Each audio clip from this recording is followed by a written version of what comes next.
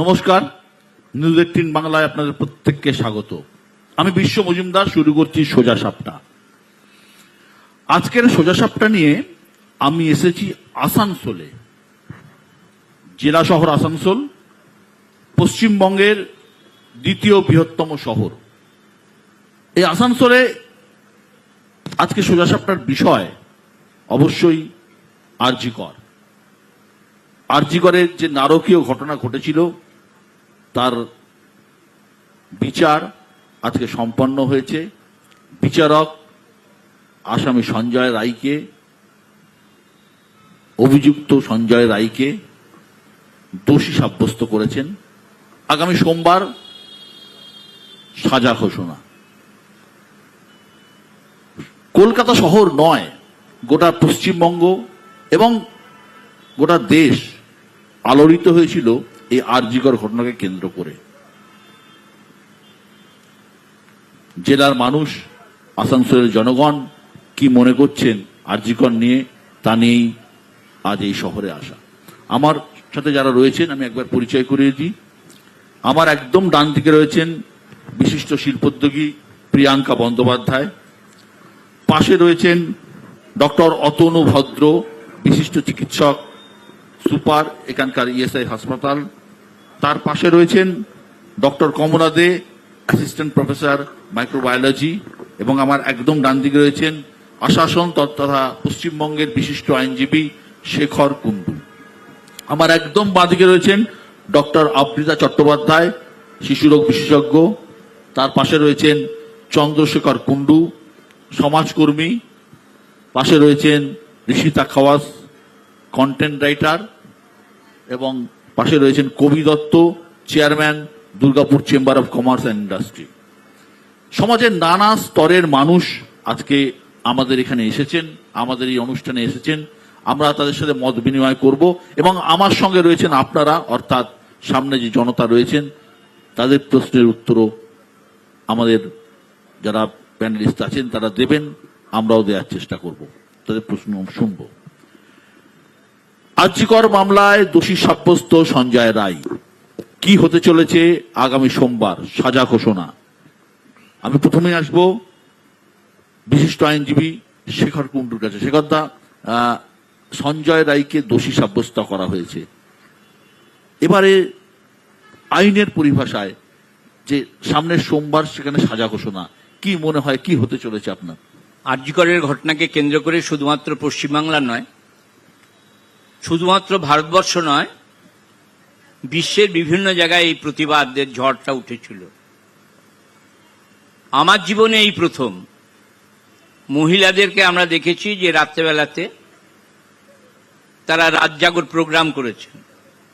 মিডিয়ার একটা চাপ আছে এবং সর্বোপরি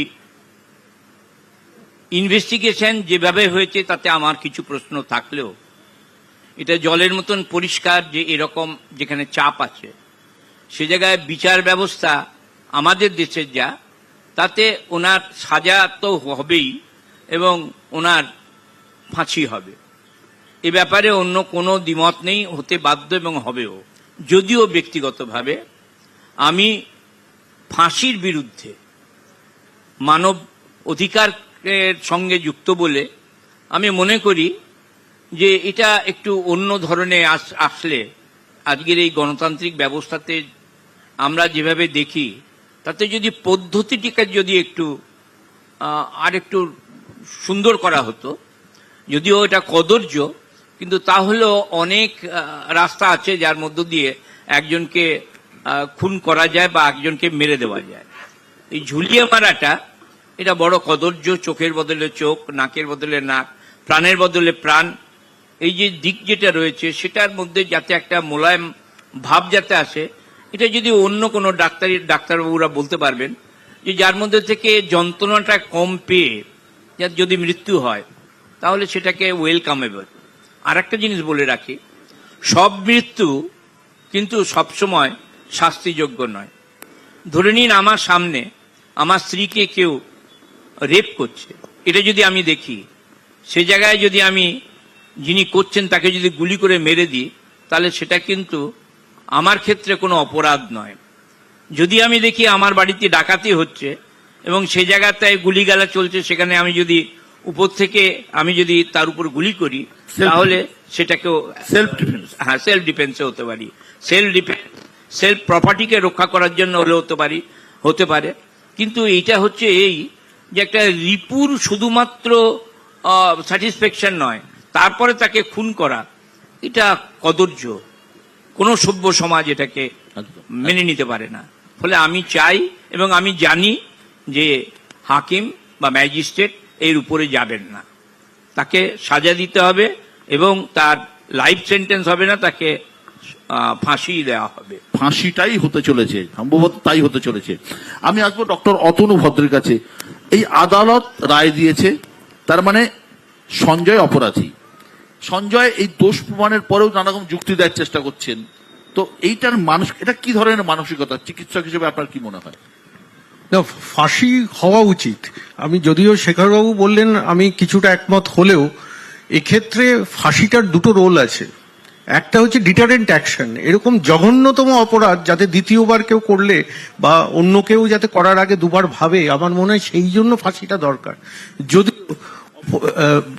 বিচারে একটা পদ্ধতি আছে, সেটা মেনটেন করেই সবকিছু হচ্ছে এবং 5 মাসের মধ্যে হচ্ছে, সেটা ডেফিনেটলি সবার দিকটা শুনেই হচ্ছে। এবং আজকেও উকিল জাজ বলেছেন যে যেদিনকার সোমবারে সাজা ঘোষণা হবে তার আগেও ওনাকে জিজ্ঞেস করা হবে যে ওনার কোনো মতামত আছে কিনা।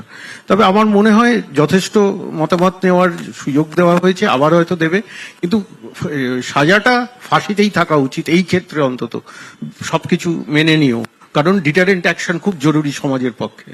একদম। ডক্টর অতনু ভদ্রের কথা শুনলাম।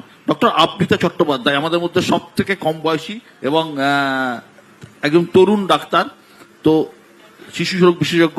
আবৃতা, আপনি আমাকে বলুন যে মানে আপনাদের ডক্টর সমাজের প্রতিক্রিয়া কি, একজন মহিলা ডাক্তার হিসেবে, একজন ডাক্তারের ছাত্রী হিসেবে? অ্যাজ এ ডক্টর নই, যখন ইনসিডেন্টটা হয়, মানে আমিও ওই দিনগুলো খুব রিসেন্ট ইয়ার্সই পার করে এসেছি। আমার যখন মানে post graduation days, residency days, তারপর সময়গুলো খুব ইন্টেন্সলি রিলেট করছিলাম। তখন ডাক্তার হিসাবে নয়, একটা মহিলা হিসাবে, যে ওই জায়গায় হলো তার নিজের একটা রেসপন্সিবিলিটি, তার নিজের অনকল, তার ডিউটি তাকে করতেই হবে, কিন্তু মানে সেফটি, সুরক্ষতা সেটা পুরোপুরি সংস্থার দায়িত্ব। এই ব্যাপারে যে ইনসিডেন্টটা হয়েছে সেটা প্রচণ্ডই হার্শ, কিন্তু 5 মাস হলেও মানে আমরা ইনফ্যাক্ট মানে শুধু পশ্চিমবাংলার মানে মানুষেরা নয়, গোটা বিশ্ব জুড়ে আমরা প্রচণ্ড আর কি জিনিসটা নিয়ে পরে মানে ইনিশিয়েট ছিলাম যে কেন এখনো কোনো বিচার কিছু হচ্ছে না। আমি মনে করি যে প্রশাসন এবং সিবিআই মিলে এতদিন যে সময় নিয়েছে, খুবই মেটিকুলাসলি কিছু একটা মানে সময় নেওয়ার একটা পিছনে কোনো রিজন আছে। সেটা শুধু এই ইনসিডেন্টের জন্য নয়, আপকামিং ডেজগুলোও যাতে মানে সেফটি, সুরক্ষতা সবকিছু যাতে বজায় থাকে। মহিলাদের ওয়ার্ক প্লেসটা তাদের মানে এনশিওর করা যে তাদের জন্য সেফ। শুধু আমাদের প্রফেশনে তো নাইট ডিউটি হয় না, অনেক অন্য প্রফেশনেও নাইট ডিউটি হয়। তো সবকিছু ভেবে নিশ্চয়ই যে ডিসিশনটাই নেওয়া হবে, সেটা আপকামিং মানে ডেজের জন্য, ফিউচারের জন্য, সবার জন্য আমার মনে হয় মানে ঠিকই হবে। কবি দত্ত একই কথা মনে করেন? না, অ্যাবসলিউটলি রাইট, একদম ঠিকই কথা। সব প্রফেশনে মেয়েরা আছে। আজকের দিনে মেয়েরা তো কাঁধে কাঁধ মিলিয়ে আমাদের সঙ্গে সবকিছু, ব্যবসাও করছে, গাড়িও চালাচ্ছে, ঘরও সামলাচ্ছে, চাকরিও করছে। ডেফিনেটলি তাদের সিকিউরিটি তো একটা বড় ব্যাপার, কারণ আজ থেকে 10 বছর 20 বছর আগে এত পার্সেন্টেজ অফ মহিলা ছিল না, এখন অনেক বড় পার্সেন্টেজে তারা আছে। এবং এটা যে সংস্থা করছে, তার প্রাইভেট সংস্থা হলে তো তাদের অবশ্যই দায়িত্ব নেয়। কিন্তু আমার জাস্ট একটা অন্য সাবজেক্ট আমি বলতে চাই। আরজিকর ফ্যাক্ট, মানে খুবই ব্রুটালি যা হয়েছে, তো খুবই মানে জঘন্য ব্যাপার। শাস্তি তো হয়েই গেছে, ডিক্লেয়ার হতে যা বাকি, আমরা সবাই জানি কি হতে যাচ্ছে। বাট এইরকম ঘটনা কিন্তু আরো ঘটে আরজিকরের বাইরে, ছোট ছোট জায়গাতে, ছোট ছোট শহরে, ছোট ছোট গ্রামে। আমরা তো থাকি দুর্গাপুর, আসানসোলে, এর থেকে ইন্টেরিয়ার অনেক জায়গা আছে। হোয়াট অ্যাবাউট সেই ইনসিডেন্টস গুলো যেন প্রপার ইম্পর্টেন্স পায়, তার জন্য রাত জাগা না হোক, তার জন্য আমাদের মানে সহানুভূতি না, আমাদের যে সোশ্যাল রেসপন্সিবিলিটিগুলো আমরা যেন নিজেদের মধ্যে জাগ্রত করি এবং অন্য লোকের মধ্যে জাগ্রত করি। এইটা আমি সবার কাছে আবেদন যে নিজের নিজের রেসপন্সিবিলিটিটা যেন আমরা নিজেরা বুঝি, এবং সবাই তো একরকম না, হয়তো কেউ কম বুঝছে, কেউ বুঝছে না, তাদেরকে বোঝানোর দায়িত্বও কিন্তু আমাদের নেওয়া উচিত বিশদ, আই বিলিভ ইট। তো আমি সেটার উপরে আপনাকে বলবো যে এমফাসাইজ করা উচিত। আমার সাথে সঙ্গীতা আছেন। সঙ্গীতা, আপনার মত? আপনি কি, সরি মাফ করেন, প্রিয়াঙ্কা আছেন। No problem. আমি না একটা ড্রয়িং দেখাতে চাই। এই ড্রয়িংটা আমার 10 বছরের মেয়ে এঁকেছে, আর এটা এঁকেছে 4 দিন আগে। আঁকার পরে আমাকে শুধু জিজ্ঞেস করলো, মামি এই দিদিটা কি জাস্টিস পেয়েছে? I was quite. বাট বিশ্বাস করুন, আমি চাই কালকের দিনটা তাড়াতাড়ি ফেরোক, মানডে যেন আমি আমার মেয়েকে এই আনসারটা দিতে পারি। As a mother, as a মহিলা, এই যে টাইমটা হয়েছে, যা আছে সেই কাজ হচ্ছে, আমাদের যেরকম ইনভেস্টিগেশন হয়েছে সেটাও আমার কাছে ঠিক আছে, অ্যাকসেপ্টেবল। কিন্তু অ্যাজ এ হিউম্যান এই ধরনেরও যে ক্রাইম হতে পারে, তাও একজন ডাক্তারের সাথে, এটা আমরা ভাবতে পারিনি, আমরা নিতে পারিনি। সুতরাং আমরা খুব মানে ইগারলি ওয়েট করছি যেন এই মানুষটার ফাঁসি হয়। উনি এটা ডিজার্ভ করেন। আমি উইথ ডিউ রেসপেক্ট টু স্যারকে আমি বলি, আমি জানি উনি হিউম্যান রাইটস এর সাথে আছেন। আমি হিউম্যান রাইটসে জানি যে, যতটুকু জানি যে right to life, right to live. কিন্তু বিশ্বাস করুন, এরকম একখানা ক্রাইম করার পর কি মানুষটার বেঁচে থাকার সেই অধিকারটা আছে? আমি পার্সোনালি বিলিভ করি একদমই নেই। সুতরাং উনার জন্য মানডেতে এই ফাঁসির সাজা হয়, আর খুব তাড়াতাড়ি যেন হয়। আর যতজন এরকম ক্রিমিনালরা আছে বা যারা এরকম ভাবেও, যাদের মনের মধ্যে এরকম চিন্তাও আসে, যেন তারাও আটকে ওঠে, একবারের জন্য যেন এরকম কিছু না ভাবে তারা। চন্দ্রশেখর, আমার যেটা মনে হয় যে এটা যখন হয়েছিল, ঘটনাটা হয়েছিল, এবং যেভাবে মানুষ রিয়াকশন দিয়েছিল, পথে নেমেছিল, এটা পুরোপুরি কিন্তু অনেকটাই শহর কেন্দ্রিক বলা চলে। যেহেতু আমি বিভিন্ন প্রত্যন্ত অঞ্চলে কাজ করি, যেরকম কবিতা বললেন, এই প্রত্যন্ত অঞ্চলগুলোতে কিন্তু কোনো রকম হেলদোল নেই, এবং ওই ভেতরের অঞ্চলগুলোতে কি হয় না হয় বা সেখানে সচেতনতার প্রচার, এইগুলো নিয়ে আমার মনে হয় একটু চিন্তা ভাবনার দরকার আছে। তার কারণ হচ্ছে আজকে মানুষ একটা ঘোরের মধ্যে রয়েছে। যদি আমরা বলি যে আজকে একটা ঘটনা ঘটেছে, তার একটা বিভৎস ঘটনা, তার একটা রিয়াকশন এসছে, মানুষ রাস্তায় নেমেছে। যারা রাস্তায় নেমেছেন অনেকেই মনে মনে চাইছেন, যারা নামেননি তারাও চাইছেন যে এই মানুষটি ফাঁসি হোক। এটা একটা লড়াইয়ের মতো হয়ে গেছে যে মানুষটি ফাঁসি যেদিন হয়ে যাবে সেদিন আমরা আবার নিশ্চিন্তে ঘরে বোধহয় ঘুমিয়ে পড়বো। সেটা যেন না হয়, তারপরেও যাতে এই ঘটনা না ঘটে বা এরকম চিন্তাভাবনা যাতে না চলে, তার জন্য মনে হয় আমাদের যেরকম, মানে আমরা অন্তত আমাদের তরফ থেকে, আমার বন্ধু বান্ধব মিলে যেরকম চালাই, আমরা প্রায় 4 বছর ধরে আমাদের মাতঙ্গিনী বাহিনী চলছে, বিভিন্ন আত্মরক্ষামূলক পাঠ আমরা দিই, এবং তার সাথে সাথে ডক্টর ভদ্র কে আমরা সবাই চিনি, এবং ওনার সংগঠন থেকে অনেক কিছু এখানে প্রিকশনস নেওয়া হয়, অনেক কিছু বোঝানো হয়। তো সেই রকম যে এক্সট্রা হবে, নইলে এটা ওই মানে ম্যাচ জেতার মতো হয়ে গেল যে আমাদের ফাঁসিটা হলো এবং আমরা স্যাটিসফ্যাকশন মানে চলে এলো, আমরা ঘর ঢুকে গেল, সেটা যেন না হয়। আমি কিছু আইনি প্রশ্ন পরে আসবো শেখরবাবুর কাছে। আমি এই মুহূর্তে প্রথমে জানতে চাইবো আমাদের ডক্টর কমলা দের কাছে, যে আরজি কর ইস্যু নিয়ে পথে নেমেছিল নাগরিক সমাজ, জাস্টিস তো হচ্ছে, হলো, হবে, নাগরিক সমাজ খুশি? যদি আমার মতামত বলা হয় তাহলে আমি একদমই খুশি না। হ্যাঁ, এটা ঠিক যে যে দোষী সাব্যস্ত হয়েছে সে কোনো কঠিন একটা পানিশমেন্ট পাবে, ডেফিনেটলি পাওয়া। এরকম তো করাটা সমাজের পক্ষে কারোর পক্ষে মেনে নেওয়া সম্ভব না। কিন্তু আমরা সমাজের মধ্যে যে অবক্ষয় দেখতে, আমাদের চিন্তা নেক্সট জেনারেশনের কাছে কি রেখে যাব, তাদেরকে কি আমরা সেফটি দিতে পারছি, মানে সুরক্ষা দিতে পারবো? আমার মনে হয় যে বাড়ি আর ওয়ার্ক প্লেস, এই দুটো জায়গা হচ্ছে এমন একটা জায়গা যেখানে আমরা গেলে আমরা নিশ্চিন্ত বোধ করি। আমি গিয়ে মাকে ফোন করি, মা আমি পৌঁছে গেছি আমার কলেজে, মা চিন্তা করে যে বাহ আমার মেয়ে মনে হয় খুব সিকিউর আছে। কিন্তু খানিকক্ষণ পরে যদি এরকম কোনো নিউজ আসে, তাহলে কি আমার মা নিতে পারবে? মানে আমার কাছে একটা জায়গা যে মা বাবার কাছে যে সন্তান চলে গেল তার কিন্তু কোনো কিছু দিয়েই তার সেই জায়গা সবাইকেও যদি শাস্তি দিয়ে দিই তাহলে তো মেটাতে পারবো না। কিন্তু এইখানে আমার সমাজ ব্যবস্থার মধ্যেও তো একটা পরিবর্তন আনতে হবে, আমাদের চিন্তাধারার মধ্যে পরিবর্তন আনতে হবে।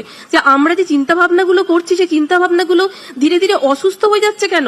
আমাদের মধ্যে এই চিন্তা মানে সুস্থ চিন্তা ভাবনার অবক্ষয় হচ্ছে এবং সমস্ত জায়গাতে ওয়ার্ক প্লেস গুলোকে যাতে সেটা শুধুমাত্র মেডিকেল কলেজ বা মেডিকেল ইনস্টিটিউশন না, each and every institution work place, each and every work place যাতে প্রপারলি সেখানে আমাদের সুব্যবস্থা থাকে, আমাদের সুরক্ষার সুব্যবস্থা থাকে, তাহলে মনে হয় আমাদের নেক্সট জেনারেশনের কাছ থেকেও আমরা একই রকম একটা ভরসার জায়গা পেতে পারি।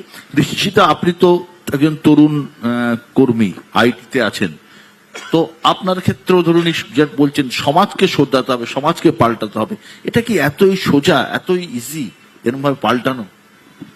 সোজা তো নয়, কেন কি সমাজকে পাল্টাতে গেলে প্রচন্ড গ্রাউন্ড লেভেল থেকে আমাদের কাজ করতে হবে, সেটা হচ্ছে এডুকেশন।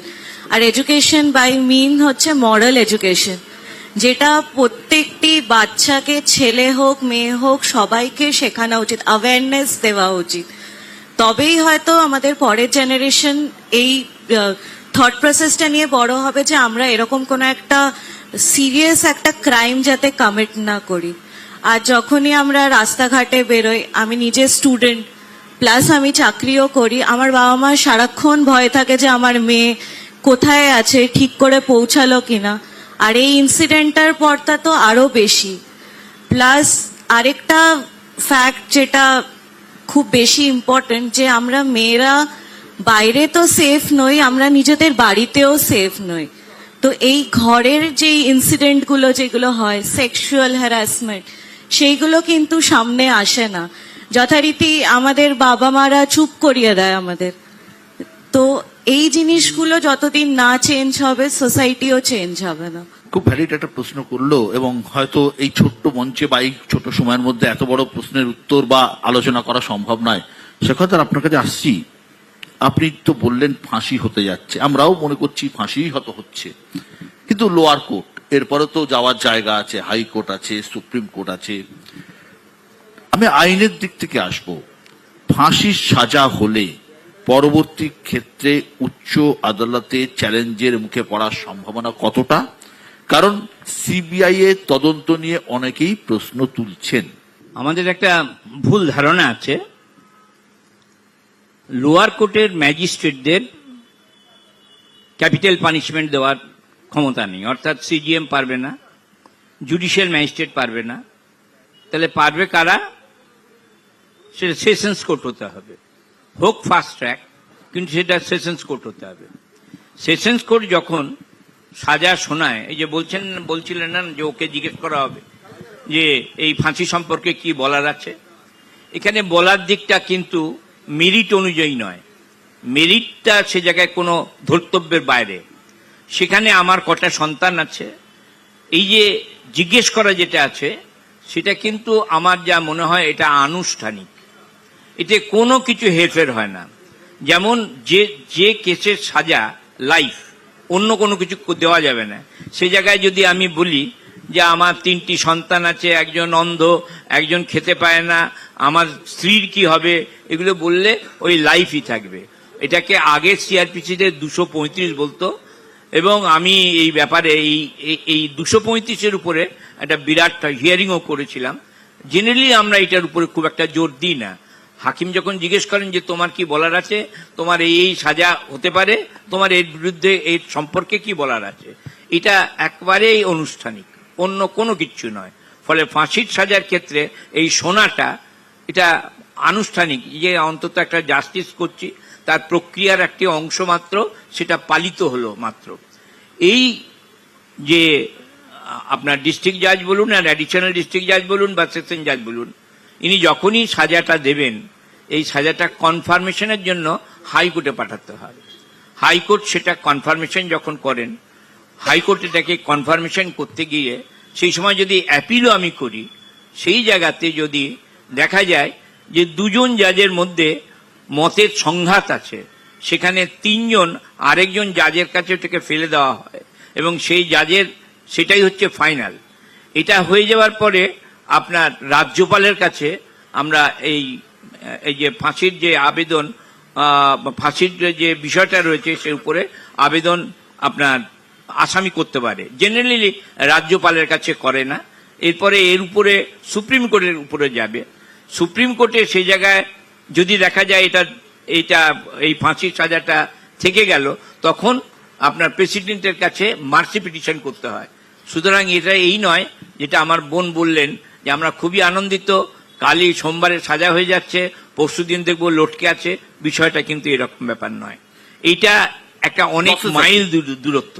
এবং এরকমও হয়েছে পাঞ্জাবের একটি কেসে, যে জায়গাতে সাজা ছিল ফাঁসি, আলাপ আলোচনার পরে উপরে যখন গেল দেখা গেল যে তার সাজাই হয়নি এবং লোয়ার কোর্টের যে মেরিটে দেওয়া হয়েছে সেটা মিসক্যারেজ অফ জাস্টিস বলে সেখান থেকে আবার তাকে পুনর্মূষিক ভব করে তাকে ওখান থেকে ছেড়ে দেওয়া হয়। আমি একটা ছোট্ট জিনিস জানতে চাইবো, ভারতের বিচার ব্যবস্থা সবার কথা শোনে, আপনি যেটা বললেন শুনবে হয়তো। সঞ্জয় রায়ের কথা শোনা হয়েছে, সঞ্জয় রায় আবার সোমবার বলছেন কিছু কথা বলতে চান। সঞ্জয় রায় বলছেন তাকে ফাঁসানো হয়েছে এবং তার গলায় রুদ্রাক্ষের মালা ছিল, কই আমার রুদ্রাক্ষের মালা তো ছিঁড়ে গেল না, আমার তো কিছু হলে তো ধস্তাধস্তি হলে রুদ্রাক্ষের মালা ছিঁড়ে যেত। এইগুলো কি কোনো যুক্তি বা মামলায় কোনো প্রভাব ফেলতে পারে? এটা প্রথম কথাই বলে দিলাম, 235 এখনকার নতুন সিআরপিসিতে, নতুন বিএনএসএস অন্য আইন, এখানে এই প্রশ্নটাই নাই। প্রশ্নটা মেরিট ফ্যাক্টসের উপর কোনো কিছু বলা নয়। সাজাটা আমি এই দিচ্ছি, সেই সাজাটা দিতে গেলে তার পারিপার্শ্বিক অবস্থার কিরকম কি হতে পারে এইটুকুই হচ্ছে কেন্দ্রীভূত আলোচনার, তার বাইরে কিছু নয়। যেদিনই এটা হবে দুটি তার রাস্তা, হয় লাইফ নয় ডেথ। লাইফ এটা হবে না, মানুষের চাপ আছে, ডেথ মানে অবশ্যই। আমি কিন্তু ডেথের ক্ষেত্রে একটা জিনিসই বলেছি, প্রসেসটা নিয়ে পরিষ্কারভাবে সেখানটা বললেন যে দুটোই রাস্তা, যে হয় যাবজ্জীবন নয় ফাঁসি, এবং ফাঁসির দিকেই যাচ্ছে। প্রিয়াঙ্কা, যে আপনারা যে মাঠে নেমেছিলেন, রাস্তায় নেমেছিলেন, নাগরিক সমাজ প্রতিবাদী ঝড় তুলেছিল জাস্টিসের দাবিতে, আপনারা এবার খুশি তো? না, আমি বলি যে এই যে এর আগে আমি যে কথাটা বললাম, ইচ অ্যান্ড এভরি সিটিজেন কিন্তু আমার সাথে রিলেট করবে, এটা মানুষ হিসেবে আমাদের ইমোশন হিসেবে এটা আমাদের চাহিদা। কিন্তু আমরাই আবার ধৈর্য ধরে নির্ভয়ার কেসে 10 বছর অপেক্ষা করেছি, ধনঞ্জয়ের কেসে 14 বছর অপেক্ষা করেছি, ঠিক আছে? তো জাস্টিস লেট বলে যে জাস্টিস ডিনাইড সেটা নয়। আমাদের তো জুডিশিয়াল সিস্টেমের ওপর বিশ্বাস আছে, থাকবেই। আর খুশি নয় এই জন্য বলছি কারণ আমি এখনো দেখলাম যে ভিকটিমের পরিবারের মধ্যে অনেকগুলো কোয়েশ্চেন আছে, এখনো অনেকগুলো আনসার তারা পায়নি, অ্যান্ড প্রবাবলি তারা আপিলও করেছে, তারা এই মুহূর্তে বোধহয় চাননি যে এই সাজাটা দেওয়া হোক, ঠিক আছে? তো সেই আনসারগুলো যাতে, কারণ আমরা যখন নেমেছিলাম রাস্তায় সাধারণ মানুষ, আমি বলছি তো আই ওয়াজ সারপ্রাইজড আনসার পাইনি, এটা হয়তো জাস্ট একটা স্টেপ এগোনো হলো, এখনো অনেকটা বাকি আছে। আসবো একদম শেখর কাছে আসবো এটা নিয়ে। অতনু, আপনি আমাকে বলুন যে এই শিয়ালদা আদালতের এই রায়ের পরে অপরাধী এক না একাধিক, এই তত্ত্ব কি ভ্যালিড থাকবে? দেখুন, এ তো ইনভেস্টিগেশনের ব্যাপার। প্রিয়াঙ্কা দেবী বললেন ইমোশনাল, আমি মেনে নিচ্ছি, আমরা খুব ইমোশনাল ছিলাম তখন, কিন্তু তার মানেও এটা নয় যে পাবলিক ট্রায়াল বা মিডিয়া ট্রায়াল করতে হবে আমাকে। আমি মনে করতে পারি অনেকে আছে, বা আমি মনে করতে পারি না একজনই আছে, কিন্তু ডিপেন্ড করছে ইনভেস্টিগেটিং এজেন্সি, সিবিআই, সিআইডি ইত্যাদি, গোয়েন্দা বিভাগ, তাহলে তো এগুলোর থাকার কোনো অর্থ থাকতো না। এরা যখন ইনভেস্টিগেশন, ইনফ্যাক্ট এখনো আমি শেখরবাবুকে, আমার জ্ঞান খুব স্বল্প আইনের ব্যাপারে, কিন্তু সাপ্লিমেন্টারি চার্জশিট দেওয়ার এখনো রাস্তা খোলা আছে, এখনো তো ইনভেস্টিগেশন কন্টিনিউ করতে পারি আমরা। আজকে এটা হয়েছে মানে এটা ফাইনাল, একজনই আছে বা আর নেই সেটা করতে পারি, এবং যার যা বলার সেটা আইনের কাছে বলতে হবে। সেটা আমরা সবার সামনে, টিভিতে, রাস্তায় এটা বলার একটা এফেক্ট আছে, কিন্তু সেটা কিন্তু আইডিয়াল নয়। আমাদের আইন ব্যবস্থা এবং আমাদের অ্যাডমিনিস্ট্রেশন সবাইকে নিয়েই কিন্তু এই সমাজ। এই যে তথ্য বলছে, একটা তথ্য বলছে ধর্ষণের ক্ষেত্রে, রেপের ক্ষেত্রে 95% অপরাধী পরিচিত, এবং সচেতনতা ছাড়া এই ধরনের একটা সঞ্জয়কে শাস্তি দিয়ে বা আরেকটা দিল্লির অন্য একজনকে শাস্তি দিয়ে কি এটা কি রক্ষা যাবে? যে প্রশ্নটা ঋষিতা তুলল। না, ওটাই তো আমার প্রথম থেকে কথা, যে একজনকে শাস্তি দিয়ে কখনোই এটাকে আটকানো যাবে না যতক্ষণ আমরা ওই শিক্ষাটা দিতে পারবো। এবং এই শিক্ষাটা শুরু হবে আমার বাড়ি থেকেই, এবং আমরা ছেলে মেয়ে নির্বিশেষে সকলকে আমাদেরকে এই শিক্ষাটা দিতে হবে যে এই কাজগুলো কতটা, হ্যাঁ অবশ্যই ফাঁসি দিলে বা শাস্তি দিলে এটা যেন থেকে যাবে রেকর্ডেড একটা, যে এটা এরকম শাস্তি পাওয়া যায়, এরকম কাজ করলে এরকমই শাস্তি হয় তার। কিন্তু এই শাস্তিটা দিতে যাওয়ার জন্য আমাদের যেটা শিক্ষা দরকার ওটা কিন্তু বাড়ি থেকেই শুরু করতে হবে। প্রত্যেকটা বাচ্চা, সেটা ছেলে মেয়ে নির্বিশেষে তাদের শেখাতে হবে কোনটা ঠিক আর কোনটা ভুল, কোনটা করা উচিত আর কোনটা করা উচিত না। যে প্রশ্নটা উঠেছে ছেলে মেয়ে নির্বিশেষে, এটা কিন্তু খুব জরুরি একটা প্রশ্ন। কারণ আমরা মেয়েরা বাড়িতে গেলে কোথায় যাচ্ছ এবং কখন ফিরছো এটা আমরা জিজ্ঞেস করি, কিন্তু এখন মনে হয় বাবা মাকে জিজ্ঞেস করা উচিত ছেলেকেও, তুমি কোথায় যাচ্ছ, কাদের সাথে যাচ্ছ, কখন ফিরবে। আমি ডক্টর আবৃতার কাছে আসছি। আবৃতা, আপনি বলুন যে যে এই যে একটা তত্ত্ব খাড়া হচ্ছে যে অপরাধী এক নয় একাধিক, আজও শিয়ালদা আদালত চত্বরে মিছিল হয়েছে যে একাধিক লোক জড়িত আছে, আপনি কি তাই মনে করেন? এটা শুধু আমার মনে করা নয়, যেমন প্রিয়াঙ্কাদি বলল যে আমরা এই কেসটার সাথে খুব ইমোশনালি জড়িয়ে গেছিলাম, ইনফ্যাক্ট এখনো আছি। যদি মেয়েটির কথা ভেবে তার মানে পোস্টমর্টম রিপোর্ট সবকিছু, ইনফ্যাক্ট ফরেন্সিকের কিছু প্রফেসররা তারপরে নিজেদের ভার্ডিক্ট দিয়েছিল, সেই অনুযায়ী তখন আমাদের সবার মনে হয়েছিল যে এটা একজন হতে পারে না, সাথে আরো নিশ্চয়ই কেউ আছে। আলটিমেটলি যখন একজনকে সিবিআই আর কি বলছে, কলকাতা পুলিশ যাকে ধরেছিল সিবিআই তাকেই ধরেছে। হ্যাঁ, তো মানে বেসিক্যালি সিবিআই চার্জশিটও একই বলছে। তো সেটা এখন এত কিছুর পর আমার মনে করাটার থেকেও বেশি যেটা ইনভেস্টিগেশন বলছে সেটা আমাদের মেনে নেওয়াটা জরুরি। কিন্তু শুধু এই ইনসিডেন্ট মানে এনসার্কেল করে নয়, মানে আমার মনে হয় যেটা আমি বারে বারে বলবো সেটা হলো যে এই ইনসিডেন্টটা এত ফোকাসড, কারণ কি এটা একটা প্রতিবাদের ঝড় বয়ে এসেছিল, তাই জন্য এইরকম অনেক জায়গায় অনেক কিছু হয়ে যাচ্ছে, সেটা যাতে ফিউচারে না হয়, এর যেটাই এর পানিশমেন্ট হোক সেটা যাতে বেসিক্যালি মানে it sensitize the crowd so that in future it is get restricted, সেটা না হলে কোনো মানে কিছু মানে দাঁড়াবে না। চন্দ্রশেখর, আপনি তো সমাজের নানা কাজে জড়িয়ে থাকেন, ফাঁসি হয়ে গেল, সারা দিন হইচই হবে টিভিতে, খবর কাগজে, সমাজে, আলোচনায়, রাস্তাঘাটে, চায়ের দোকানে, তারপর মানুষ আস্তে আস্তে আবার ভুলে যাবে। ক্রাইম কি আদৌ রোখা যায় ভাবে? না, তার কারণটা কোথায় না, আমরা অনেকটাই মিডিয়া যেমন আমাদের একটা বড় স্তম্ভ সমাজের, তা আমরা পুরোপুরি মিডিয়া কেন্দ্রিক হয়ে যাচ্ছে। আজকে দেখুন, আজকে পশ্চিমবঙ্গের 10 কোটি জনসাধারণের মধ্যে আমরা হয়তো কলকাতা, বেশ কিছু শহর, আসানসোল, এরকম কিছু শহরের মধ্যে কিন্তু প্রতিবাদের ঝড় উঠেছিল। আজকে যদি আপনি 80% জায়গা আমাদের এখান থেকে ভেতরের অঞ্চলগুলোতে যদি যান, সেখানে কিন্তু কোনো মিছিলও বেরোয়নি, মিটিংও হয়নি, তারা হয়তো এসব কিছু জানেও না। তো সেইটাকে আমি বারবার বলতে চাইছি যে আমার মনে হয় সেই যে জায়গাগুলোতে পৌঁছানো যায়নি, যে যারা সচেতন নয় তাদেরকে আমার মনে হয় সেই জায়গাতে নিয়ে আসতে হবে। তার কারণ আজকে যেমন আমরা এখানে বসে রয়েছি, আজকে সমস্ত সমাজের সর্বস্তরের প্রতিনিধি কিন্তু আমাদের এখানে বসে রয়েছি, কিন্তু সেই সমাজ থেকে কিন্তু একজনও কেউ এখানে বসেননি বা বসানো হয়নি যে তাদের মতামত কি বা তারা কি চিন্তা ভাবনা করছেন। আমার তো এটা খুব মানে সবসময় মনে হয় এবং স্ট্রাইক করে, কারণ আমি মানে দিনের 12 ঘন্টা যেখানে সময় কাটাই সেই সব অঞ্চলে কিন্তু কোনো তাপ নেই, কারণ তারা দুমুঠো কিভাবে খাবে, কিভাবে পড়বে, সেই নিয়ে তারা ব্যস্ত থাকে। মানুষের বেসিক নিড সেটা তো ঠিক আছে, কিন্তু কবি দত্ত এই যে যেটা চন্দ্রশেখর বললো, তারপর তো আমার মনে হয় এই ধরনের অপরাধ হলে প্রতিবাদ তো অবশ্যই জরুরি, না তো সমাজ বদলাবে কি করে? কোথাও তো এখান থেকে সমাজ বদলায়। সমাজকে বদলানোর দায়িত্ব কিন্তু আমাদের নিজেদের। ও ঠিকই বলেছে যে একদম ইন্টেরিয়ারে সত্যি সেখানে কোনো প্রতিবাদও হয়তো হয়েছে কি হয়নি, খুব হলেও খুব কম হয়েছে, কিন্তু আমাদের যে দায়িত্বটা, এই যে আমরা এখানে যে বড় বড় কথা বলছি সবাই, মানে top to bottom, right to left, আমরা তো এখান থেকে নেমে গিয়ে আমাদের দায়িত্বটা হয়তো ভুলে যাব। তা আমরা কি সেই রেসপন্সিবিলিটিটা পালন করি? বুকে হাত দিয়ে আমরা বলতে পারবো আমরা যা করি? উই পিপল আর নাও এত সেলফ সেন্টার্ড, আমরা আজকের দিনে এত নিজেদের আত্মকেন্দ্রিক হয়ে গেছি যে আমরা ভুলে গেছি। একটু আগে ও বললো সবচেয়ে বড় ক্রাইম হয় ঘরে। Yes, he is very much right. তাও আমি বলবো আমাদের বাংলায় হয়তো কম হয়, কিন্তু অন্যান্য প্রভিন্সে আমি যা শুনেছি বুঝেছি অনেক বেশি ঘরে এই সেক্সুয়াল হ্যারাসমেন্ট খুব সবচেয়ে বেশি হয় ঘরে, এবং মা বাবারা সেটাকে আটকে দেন। ওয়াই?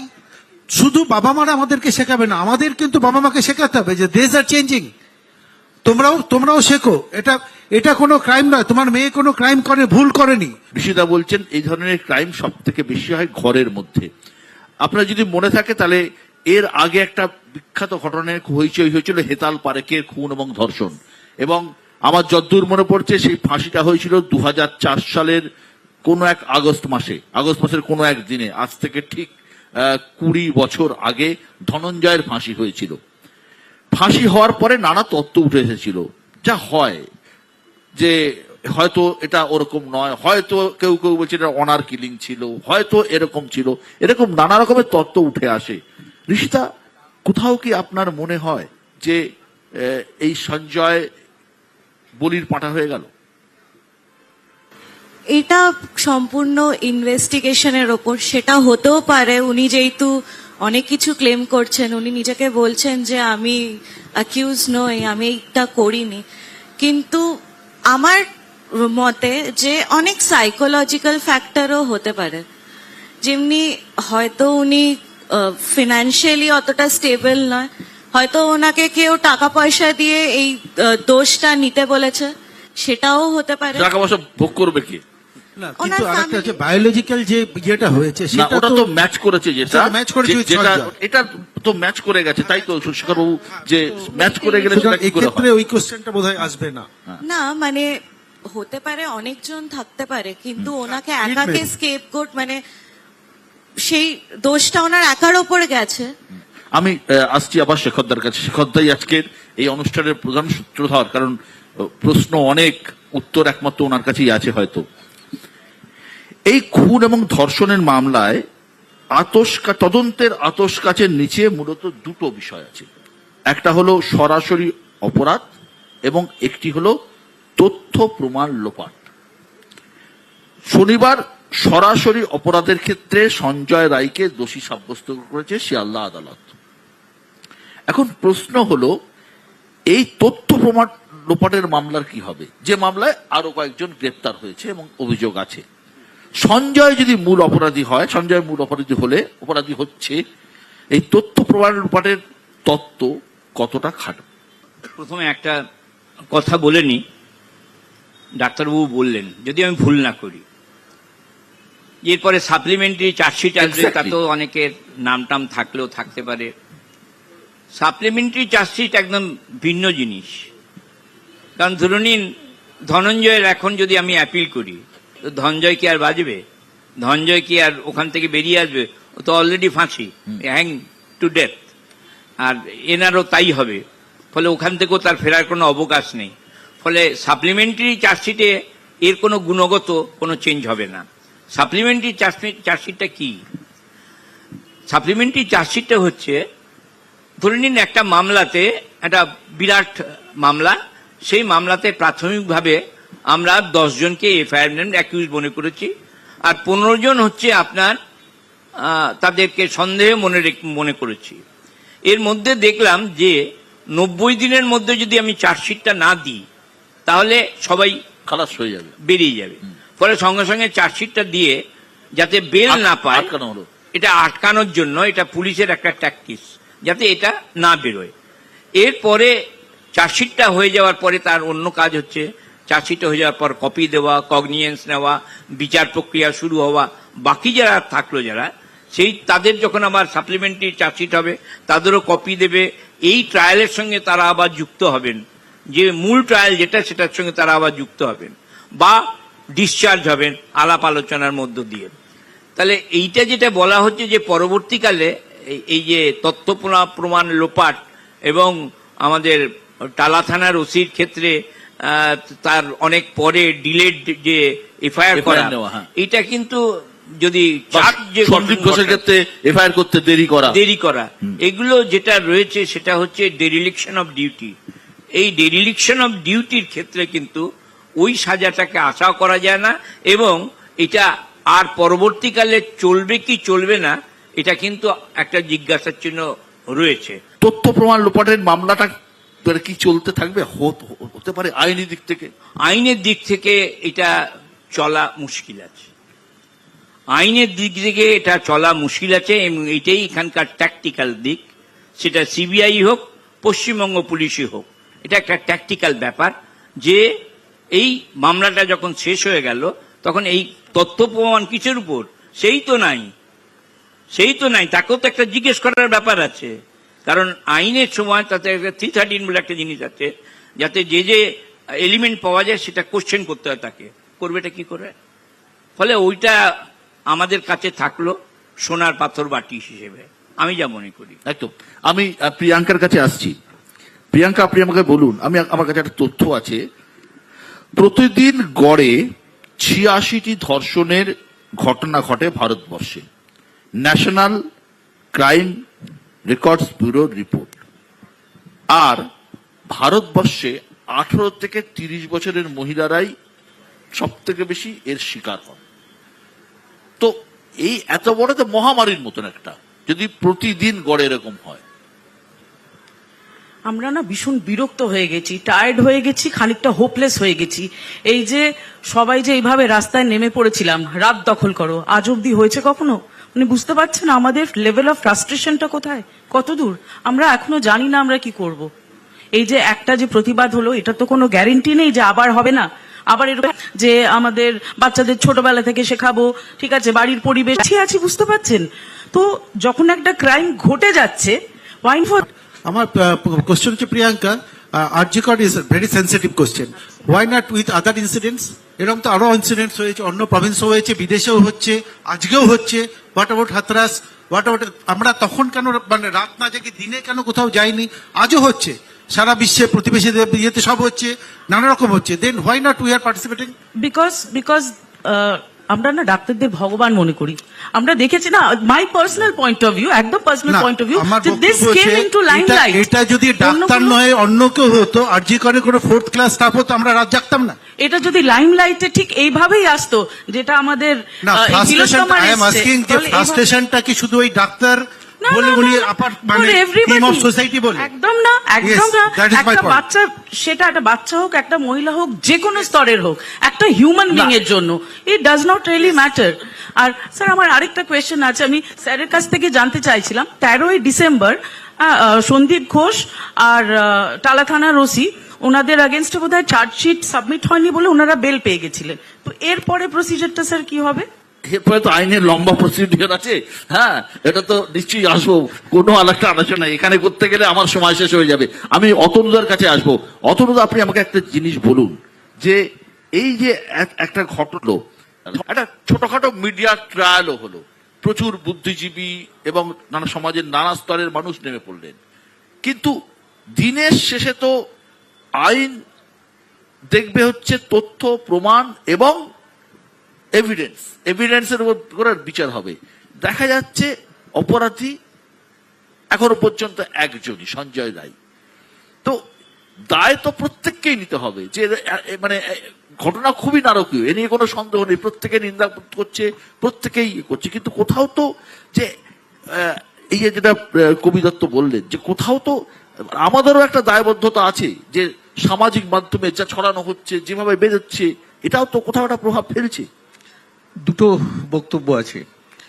এই যে আপনি পরিসংখ্যান দিলেন যে প্রতি মিনিটে এত রেপ হচ্ছে সারা ভারতবর্ষে, শুধু পশ্চিমবঙ্গে নয়, এটার কিন্তু একটা এফেক্ট আছে আমাদের সবার। আমরা যখন পড়ছি, দেখছি, এটা একটু একটু করে আমাদের মনের মধ্যে ঢুকছে।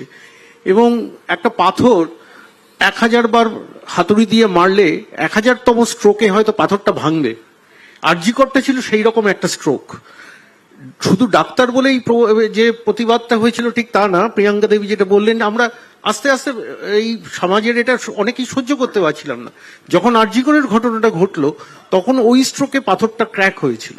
তাই দ্বিতীয়ত, শুধু রাস্তায় নামা এবং শুধু কিছুক্ষণের জন্য সেই একটা বলা যায় যে একটা স্পিরিটের মধ্যে থাকা, সেটাতে কিন্তু সমাজ পরিবর্তন হয় না। সমাজ পরিবর্তন অনেক লম্বা জিনিস। অনেক সমাজসেবী, চন্দ্রশেখর আছে, আপনারা আছেন, সবাই একটা রোল প্লে করতে হয়, তবে এটা হবে। আজকে এটাতে কি বন্ধ হবে? হবে না। কিন্তু ওই একটা ট্রায়াল হয়েছে, একজন অ্যাজ ইফ বিচার পেয়েছে। বিচার পাওয়াটা তো সহজ নয়। এই যে ঘটনাটা ঘটেছে এর সাথে হাসপাতাল, আজকে যদি আমার হাসপাতালে কিছু সমস্যা হয়, প্রাথমিক দায়িত্ব তো আমার। আমি বলতে পারি না এর দায়িত্ব রাজ্যের মুখ্যমন্ত্রীর, এর দায়িত্ব রাজ্যের অন্যান্য পুলিশের, ডিআইজি, সিআইডি, এটা আমি বলতে পারি না। প্রাথমিক দায়িত্ব ওই আরজি করের ওখানে যে যারা ছিলেন, এবং এমনকি যে আজকে অভয়ার সহপাঠীদেরও কিন্তু দায়িত্ব নিতে হবে। আজকে এই দায়িত্বটা সবার মধ্যে আমাদের আজকে স্বীকার করে নিতে হবে, আমাদের ভাগ করে নিতে হবে। একটা জায়গায় কেন্দ্রভূত করে যে এটার জন্য এটা হয়েছে, ওটার জন্য এটা হয়েছে, তা না। আপনাদের মিডিয়াতে তো এত মহিলা কর্মী আছেন, সবাই আছেন, আপনি কি সবার সাথে পুলিশ পাঠাতে পারবেন? সম্ভব না। আজকে যখন রিপোর্টিং করতে যাবে কোথাও, করতে পারবে, হতে পারে যে কোনো সময় ঘটনা ঘটতে পারে, এটা জেনেই সবাই বিভিন্ন প্রফেশনে আসে, কোনো প্রফেশনে বেশি, কোনো প্রফেশনে কম। এটা বলার পরও বলবো, শুধু এই অভয়ের ঘটনা নয়, আজকে আপনারা ভগবান, আমি দয়া করে হাত জোড় করে বলবো, ডাক্তারদের ভগবান ভাববেন না, আমরা মানুষ। এবং যখন কেউ আসছে পেশেন্ট, তাকে আমরা যখন দেখছি, তখন 30 বছরের পড়াশুনো, 30 বছরের এক্সপেরিয়েন্স, ওই 1 মিনিটের মধ্যে আমাকে ডিসিশন নিতে হয় আমি কি করব। এবং সায়েন্স সবসময় পরিষ্কার নয়, এটা নেওয়াও যেতে পারে, এটা নাও নেওয়া যেতে পারে। উকিল, কোর্ট, আইন ব্যবস্থা যারা অনেক জায়গায় সহজ, কিন্তু ইন্টারপ্রিটেশনটা আলাদা আলাদা হতে পারে, ঠিক ডাক্তারি ক্ষেত্রেও তাই হতে পারে। এবার আমার মাথায় যদি থাকে আমি আজকে এটা করলাম, কিন্তু আমার এই ডিসিশনের জন্য কারুর লাইফ এবং ডেথ হতে পারে, এবং তার পিছনে যদি 60 জন লোক দাঁড়িয়ে আছে আমাকে মারার জন্য, আমার ডিসিশনটা হয়তো ঠিক নাও হতে পারে, বায়াসড হয়ে যাবে। এটাও এক রকমের ট্রায়াল। আমরা এখান থেকেও বেরিয়ে আসতে হবে। ঠিক, একদমই ঠিক। এখান থেকেও আমাদের বেরিয়ে আসতে হবে। আবৃতা, দায় দায় সহপাঠীদেরও, দায় ডাক্তারদেরও, দায় শুধু একার সবার নয়, সবার দায় আছে। এবং আজকে যে দোষী সাব্যস্ত হয়েছে, এই যে তদন্ত হয়েছে, তার বাবা মাও খুশি নন সিবিআই এর তদন্তে। কিন্তু আমাদের তো সমাজ ব্যবস্থায় কোথাও একটা থামতে হবে, কোথাও একটা সর্বোচ্চ জায়গা আছে, তারপর তো আর যাওয়ার জায়গা নেই। তো বাবা মা বলছেন আমরা খুশি নই। আপনারা কি মনে করেন? আমি মনে করি আইনের জায়গায়, যেটা এখনই স্যার বলল, যে কোনো একটা ডিসিশন নেওয়ার আগে, যেটা এখানে হয়তো ফ্রম লাইক মানে পোস্ট ট্রায়ালস অফ কোর্ট একটা ডিসিশনে ওরা এসেছে, একটা মানে বড় সড়ো একটা ইনভেস্টিগেশনের পর, এটা মানে সবাইকে খুশি রেখে মানে কনক্লুশনটা দেওয়াটা খুবই ডিফিকাল্ট।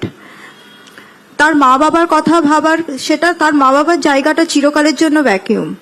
সেখানে কোনোভাবে কোনো কিছু যদি এখন আমি মনে করি মানে তার মা বাবার জায়গায় থেকে যদি আরো 2-3 জনকে ওর সাথে আমরা দায়ী মানে মানে কনভিক্ট করতে পারতাম, তাও তাদের মনে হতো যে আরো কেউ আছে।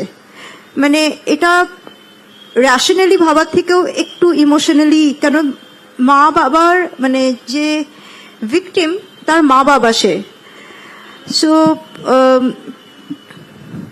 আইন মানে এইখানে আমাদেরকে যেটা মানে মানে আইনের সাথেই আমাদের আলটিমেটলি এটা মেনে যেতে হবে। আর এই ইনসিডেন্টটা এতটা লাইমলাইট, কারণ আমি যেটা আবার মনে করি এই রকম আমাদের মেডিকেল কলেজে হয়েছে, তাই জন্য এটা আরো বেশি ফোকাসড। আমি কবি দত্তর কাছে আসবো। কবি দত্ত, প্রশ্ন তো এখনো আছে, প্রশ্ন উঠছে সিবিআই তদন্ত নিয়ে, যে খুনের মোটিভ কি, যে একটা ঘটনা ঘটলো তার মোটিভ তো থাকতে হবে, সেটা নিয়ে তো প্রশ্ন থাকছে। রাইট, একদম রাইট।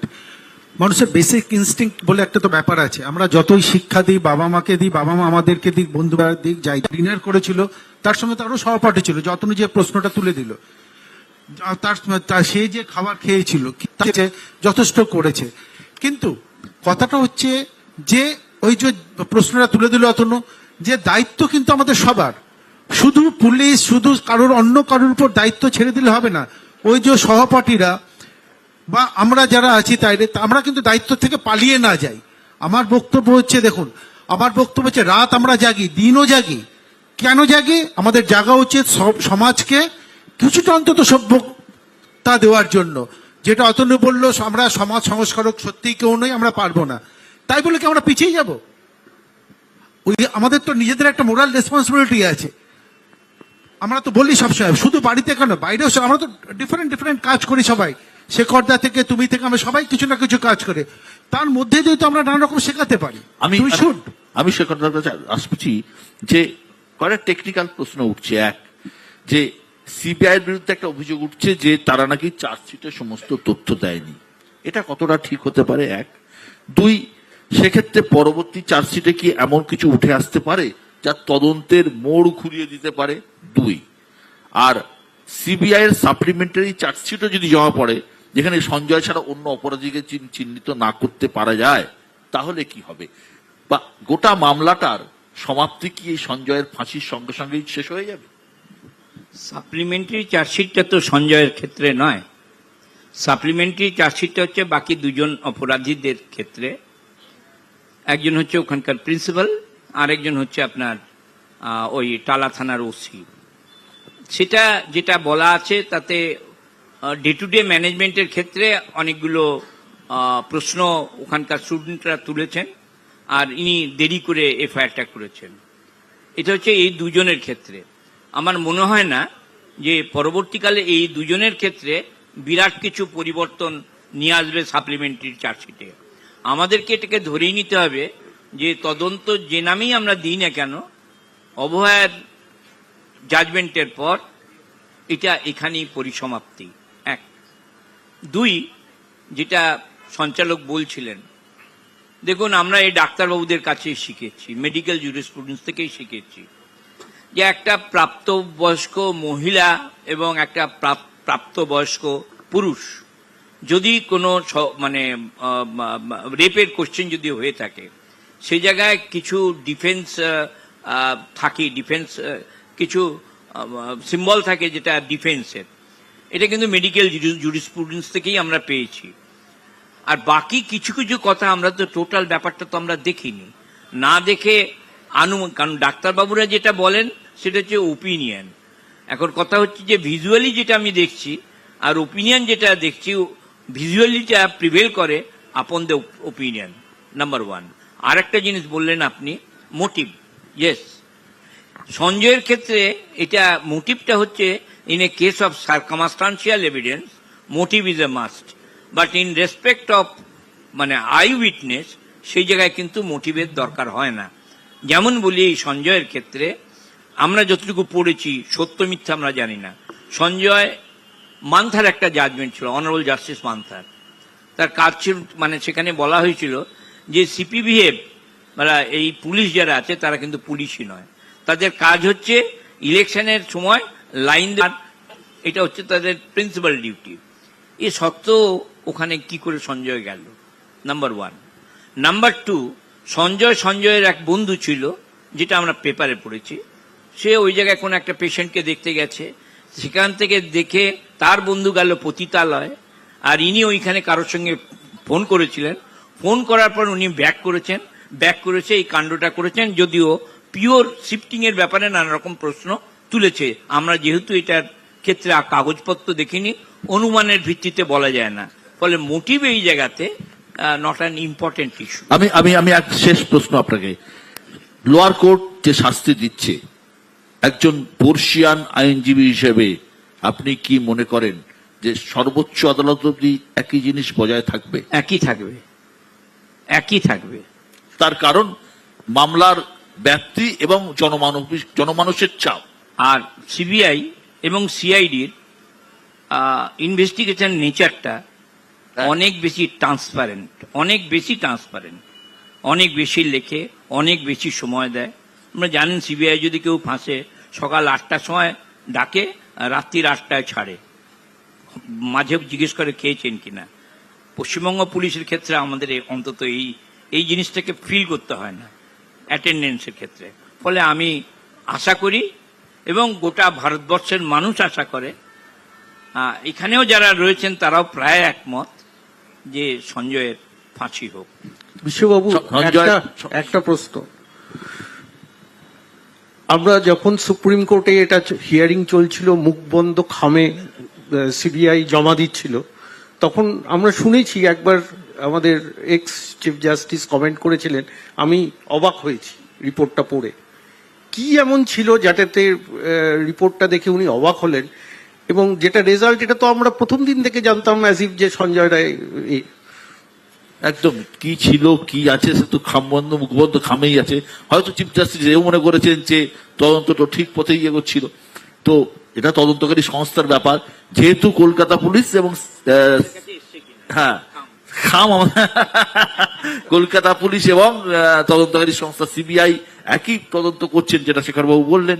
সুতরাং এবং শেখরবাবুর মতে আমিও মত দিচ্ছি, এতদিনের সাংবাদিকতার অভিজ্ঞতা বলছে লোয়ার কোর্টে ফাঁসি হবে এবং সর্বোচ্চ আদালত সম্ভবত ফাঁসির শাস্তি রাখবে। এবং পশ্চিমবঙ্গের জনমানুষ আজকে যেভাবে বিচারক তার বডি ল্যাঙ্গুয়েজ তার কথাবার্তা শোনা গেছে, তাতে ফাঁসি অবধারিত এবং জনগণ জনমানুষ এবং জনমত ফাঁসি চাইছে।